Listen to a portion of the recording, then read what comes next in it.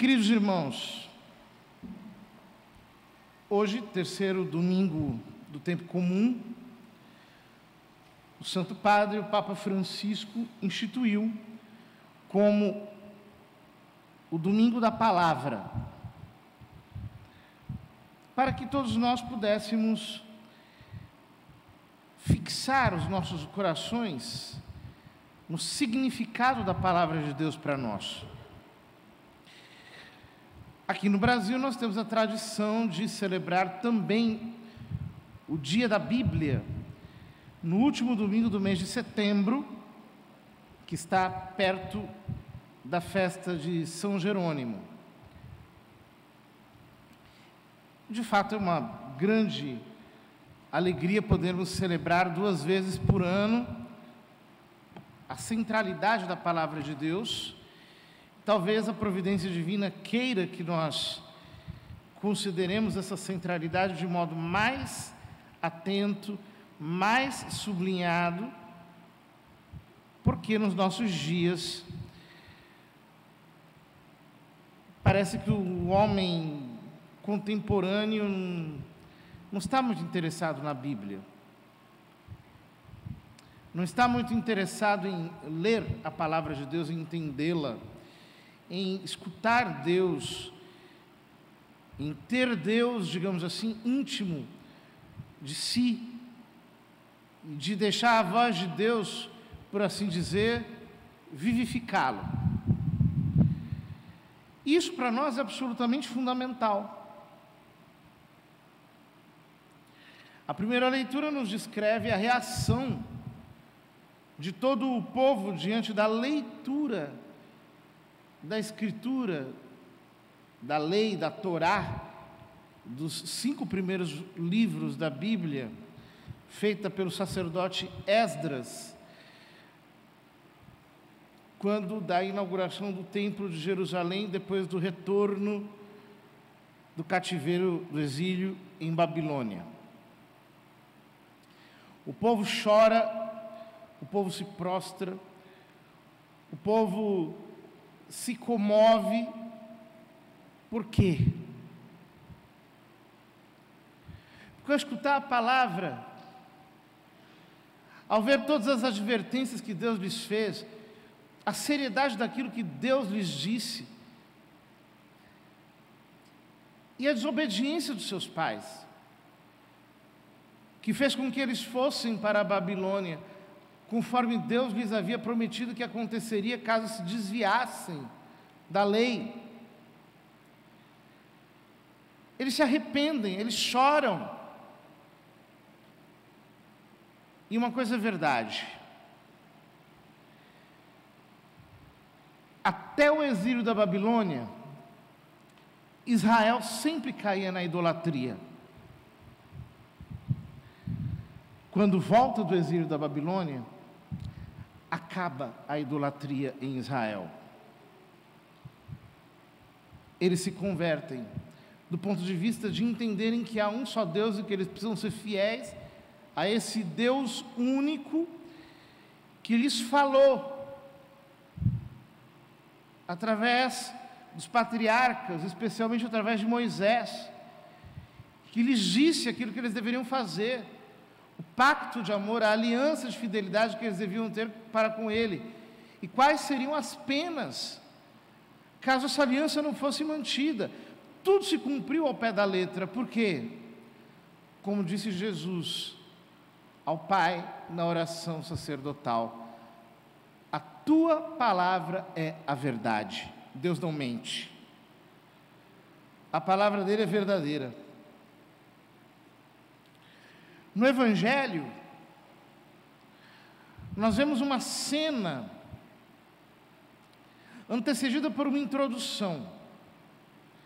Trata-se do início do Evangelho de São Lucas. É muito bonito o modo como São Lucas apresenta seu Evangelho, é elegante. De todos os evangelistas, São Lucas é aquele que escreve com um grego mais bem cuidado, literariamente mais bem trabalhado, e também com uma estrutura histórica mais coerente, com mais detalhes, com narrações que só existem ali. E ele diz: muitas pessoas já tentaram escrever a história dos acontecimentos que se realizaram entre nós. Ou seja, houve muitas tentativas de escreverem o Evangelho. Como nos foram transmitidos por aqueles que, desde o princípio, foram testemunhas oculares e ministros da palavra. Ou seja, ele está dizendo que muitos tentaram escrever aquilo que os apóstolos diziam que aconteceu e aquilo que os próprios personagens que participaram dos eventos descritos no Evangelho tentaram comunicar. Assim sendo, diz ele, após fazer um estudo cuidadoso de tudo o que aconteceu desde o princípio, também eu decidi escrever de modo ordenado para ti, excelentíssimo Teófilo. Teófilo significa amigo de Deus. Portanto, São Lucas dedica o seu evangelho a todos nós. Teófilo aqui representa cada um dos cristãos. Deste modo, diz ele, poderás verificar a solidez dos ensinamentos que recebeste. Ou seja, a leitura do Evangelho, a leitura das Escrituras, cria solidez em nós. Que solidez? Qual solidez? A solidez do Espírito. A vitalidade do Espírito. A leveza do Espírito. Ou seja, a leitura e a meditação das Sagradas Escrituras é uma prática espiritual. O que significa dizer? É uma prática que revivifica o nosso espírito, que reaviva o nosso espírito. Quer dizer que quando nós não lemos a Bíblia, Deus não fala conosco. Quando nós não lemos a Bíblia, nós somos espiritualmente embotados, confusos, os nossos sentidos espirituais estão como que impedidos. É exatamente isso. Quando nós não lemos nem meditamos as Sagradas Escrituras, o que acontece conosco é que a nossa alma fica dessensibilizada para o sobrenatural. A leitura e a meditação da palavra nos avivam individualmente. Por isso Jesus diz aos apóstolos, no final do capítulo 6 do Evangelho de São João: as palavras que eu vos tenho dito são espírito e vida. E São Paulo diz, no capítulo 4 da carta aos Hebreus: a palavra de Deus é viva e eficaz, mais cortante e penetrante e afiada do que uma espada de 2 cortes, que penetra até separar, até dividir a alma e o espírito. Ou seja, o cristão que não medita as Escrituras é alguém que está sempre dependente dos seus sentidos, das suas emoções. É um cristão psíquico, é um cristão emocional, é um cristão que às vezes tem vontade, outras vezes não tem vontade, ele quer orar, outras vezes não quer orar, ele quer jejuar, outras vezes não quer jejuar, ele não tem constância. Por quê? Porque a sua alma é sensível. Não aprendeu ainda a discernir Deus. Não aprendeu ainda a escutar Deus. Ela não está sensibilizada para o espiritual. Agora, quando o cristão começa a se expor à palavra, quando ele lê a palavra, quando ele conhece a palavra, quando ele medita a palavra, quando ele está procurando ouvir Deus na sua leitura da palavra, o que acontece? É que o Espírito Santo vai tratando o seu caráter, o Espírito Santo vai treinando a sua personalidade, o Espírito Santo vai limpando a sua percepção, ele começa a ficar espiritualmente vivo, espiritualmente intenso. Ou seja, as palavras que eu vos tenho dito são espírito e vida. O que significa que, quando nós lemos e meditamos a palavra, nós nos expomos à ação do Espírito Santo. Mas, ao mesmo tempo, quando nós nos expomos à ação do Espírito Santo, o fruto disso é que nós vamos ler a palavra de uma maneira viva, de uma maneira real, de uma maneira concreta, pessoal, existencial. Conheço muitos testemunhos de pessoas que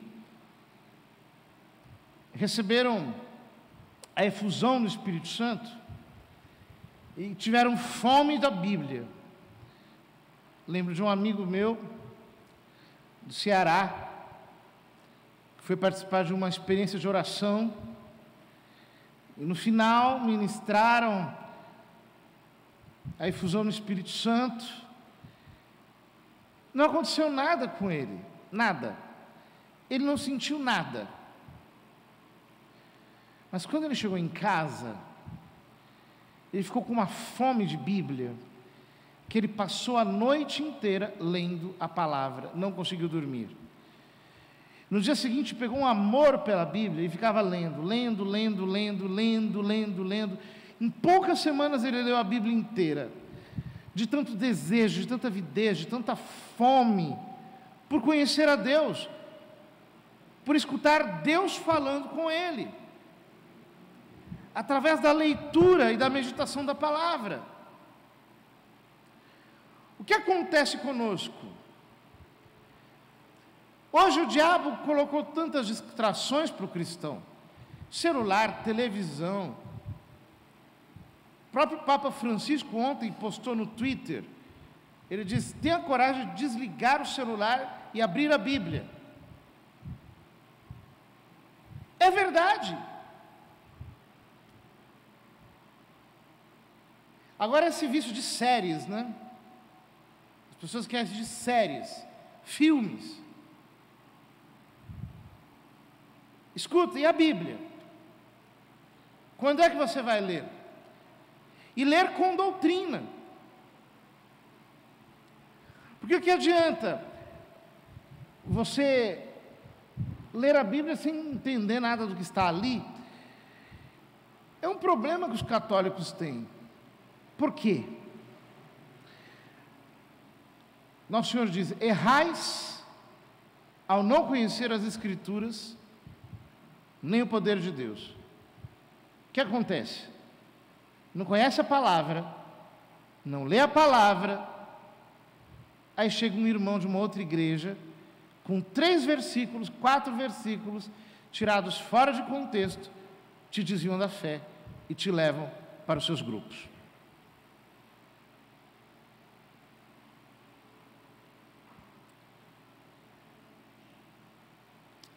Quando eu era criança, havia um livrete chamado Respostas da Bíblia às acusações dos crentes contra a Igreja Católica, que se distribuíam nas paróquias. Por quê? Para os católicos lerem e começarem a se familiarizar com a palavra, ter intimidade. E ao mesmo tempo saberem conhecer a sua fé segundo as Escrituras, para poderem ter uma resposta bíblica para as perguntas, para as acusações que fazem. Olha, digo para vocês uma coisa: quando eu era criança, eu gostava demais desses irmãos que ficam passando de porta em porta. Era tipo uma diversão para mim. Por quê? Eu já ia com a minha Bíblia para a porta. Ele chegava lá com o versículo dele e dizia: não, mas está aqui, ó, pá. Ah, mas tem aquela outra passagem. Não, mas tem essa daqui também, pá. Eles ficavam doidinhos. Por quê? Porque graças a Deus naquele tempo a gente tinha treinamento bíblico. Nós aprendíamos a manusear a Bíblia. Nós aprendíamos a usar as Escrituras com doutrina e ao mesmo tempo lê-la espiritualmente para Deus falar ao nosso coração. Hoje nós temos tantas pessoas que ensinam milhares de coisas, muitas coisas pela internet, pela televisão, pela rádio, discussões sem fim, técnicas, doutrinas humanas. Meu Deus, nunca tivemos tanto ensinamento e nunca tivemos tantas pessoas espiritualmente inócuas. Onde é que estão os grandes pregadores? Onde é que estão aqueles intercessores com um chamado de liderar o movimento de oração por todos os lados? Onde é que estão os ministros de cura, os ministros de libertação, os profetas, que abrem a boca para dizer as sentenças de Deus para os nossos dias? Onde é que estão estes homens, essas mulheres, cheios de Espírito Santo? Boa parte dele já morreu. E não foi substituída, sabe por quê? Porque não tem caminho fácil. Ou nós nos expomos à palavra e escutamos a Deus e aprendemos a ouvir a voz de Deus e aprendemos a ser tratados pela palavra, ou senão, nós sempre ficaremos mortos em nosso ministério. Hoje, há milhares de iniciativas por todos os lados e quase nenhum impacto espiritual.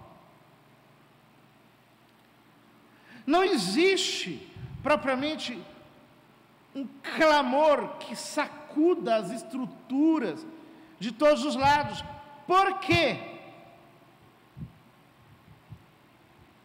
Padre Vieira, no seu sermão da 70ª, famoso sermão da 70ª, dizia: por um motivo muito simples, porque não se prega a palavra.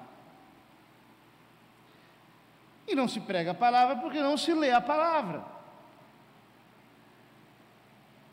Não se medita. Ora, as pessoas hoje em dia nem gostam muito disso.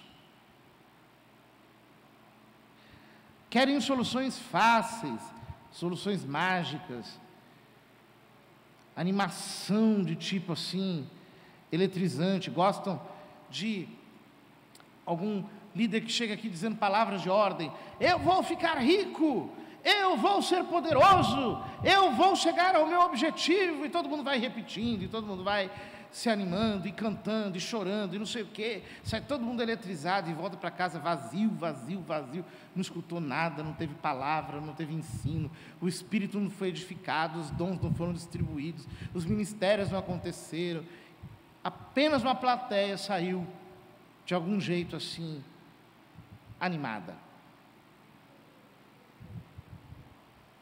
As pessoas gostam de entretenimento, mas a vida da palavra não vai muito de moda, não. As pessoas não querem saber muito disso, não. Não tem muito interesse. E a censura de Jesus continua sendo atual. Errais ao não conhecer as Escrituras, nem o poder de Deus. Ou seja, só existe um jeito de liberar o poder de Deus, que age pela fé. É pelas Escrituras, lendo-as, meditando-as, tendo-as vivas no coração. E é assim que nós teremos homens, mulheres influentes do ponto de vista espiritual.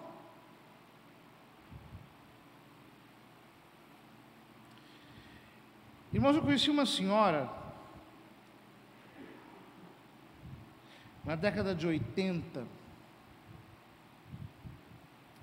Era uma irmã tão cheia do Espírito Santo que as pessoas ficavam endemoniadas dentro dos terreiros e diziam: é a fulana que está orando, os demônios diziam lá. É a fulana que está orando, está me atormentando, e ninguém sabia quem era. Aí os feiticeiros lá iam procurar saber quem que era. Era a irmãzinha lá da igreja, mulher cheia do Espírito Santo, que abalava as estruturas do inferno. Os grandes da terra não sabiam quem ela era, mas aonde ela chegava, os demônios gritavam, e era assim mesmo. Às vezes ela chegava, por exemplo, num supermercado, e só dela falar com uma pessoa, a pessoa era contaminada, ela tinha algum problema espiritual, caía endemoniada no meio do supermercado. Os demônios não suportavam a presença dela. Tão grande era a unção de Deus na vida dessa mulher.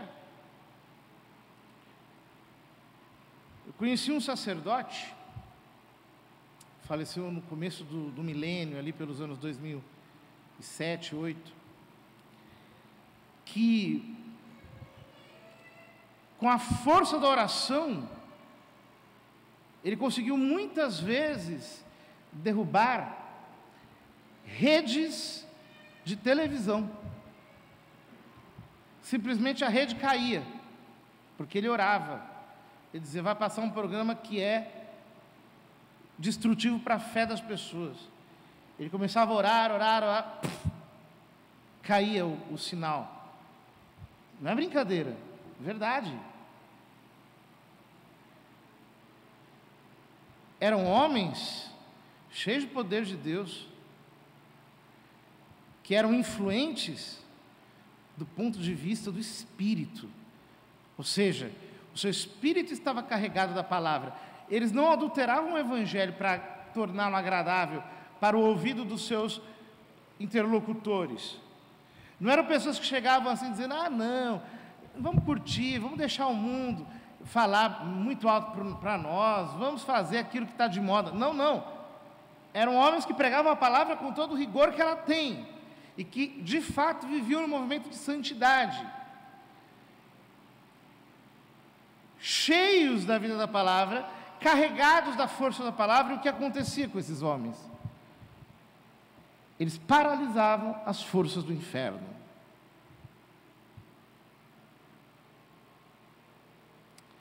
Um homem movido pela palavra tem autoridade espiritual. Ninguém consegue derrubar um homem que está fundado e solidificado sobre a palavra.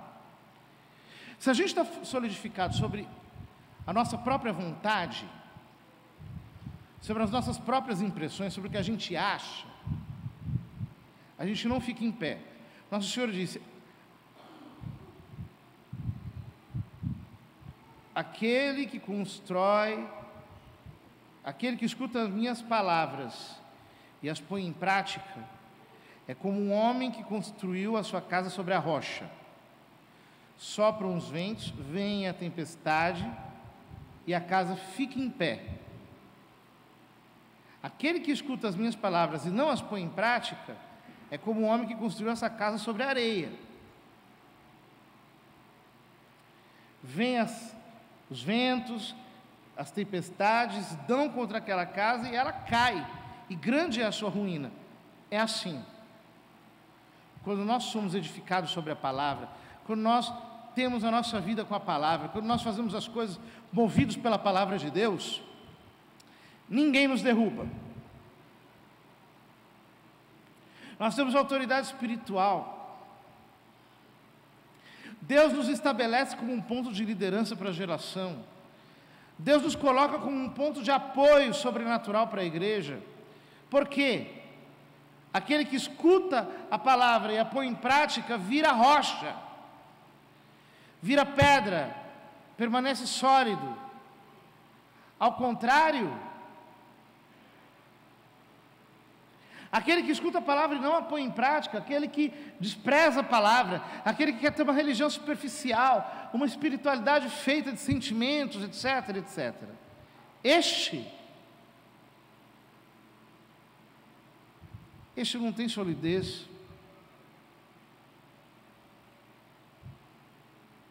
É como diz São Lucas, no início do Evangelho, ele está escrevendo isso. Pois deste modo poderás verificar a solidez dos ensinamentos que recebeste. Queridos irmãos, vamos procurar crescer em intimidade com a palavra. E assim nós teremos o Deus vivo falando conosco. Nós precisamos voltar para as Escrituras e conhecê-las com todo o nosso coração, meditando-as, transformando-as na vida da nossa vida, conhecendo o Senhor, permitindo que Ele, com a sua voz, atravesse o nosso ser e nos reconstitua. Que o Espírito Santo nos ilumine e assim a palavra de Deus nos transforme nos ministros do Evangelho que Deus precisa para os nossos dias.